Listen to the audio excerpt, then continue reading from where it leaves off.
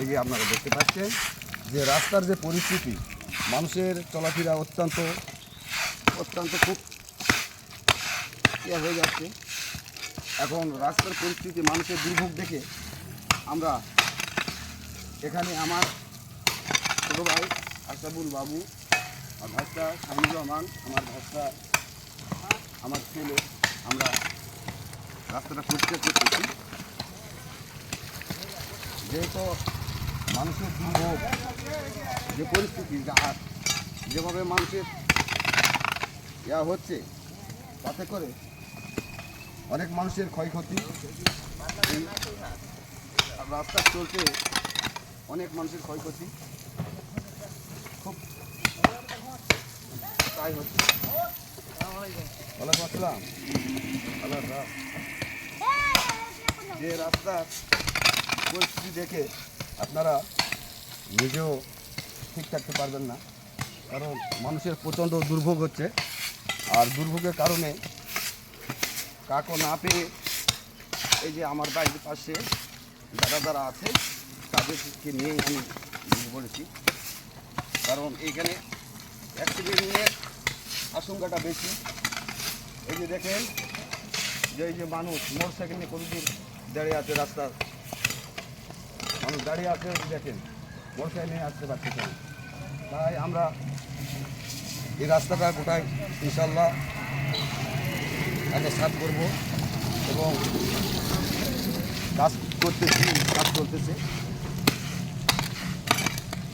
এখানে মসজিদে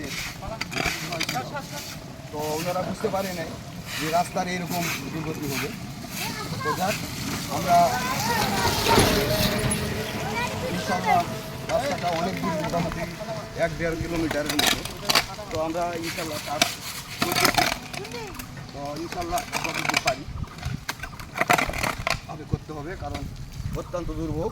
ওই দেখতে পাচ্ছি মোটরসাইকেলটা আসতেছে, অত্যন্ত দুর্ভোগের মধ্যে তারা আসতেছে। এখন আমরা কাজ করতেছি। এই যে দেখেন এই যে জায়গাগুলো, এই জায়গাগুলো প্রচণ্ড হয়ে গেছে, প্রচণ্ড দুর্ভোগের মধ্যে চলছে। চলাফেরা মানুষের ক্ষয়ক্ষতি হতে পারে, তাই আমরা কাজ করছি। আপনারা দোয়া করবেন যাতে করে আমরা সঠিকভাবে কাজ করতে পারি। আপনারা আমাদের সঙ্গে থাকবেন ইনশাল্লাহ। গাড়ি আসতেছে, গাড়ি ট্রাক আসতেছে, ট্রাক আসতেছে।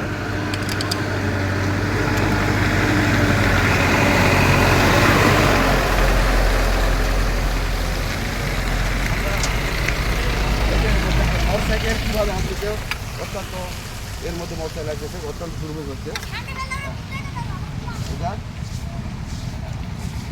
আপনারা ভাই ঘটনা হলো বুঝতে পারিনি ভাই, এভাবে হবে। যাক, আমরা কাজ করবো ইনশাল্লাহ, আমরা কাজ করে দেবো।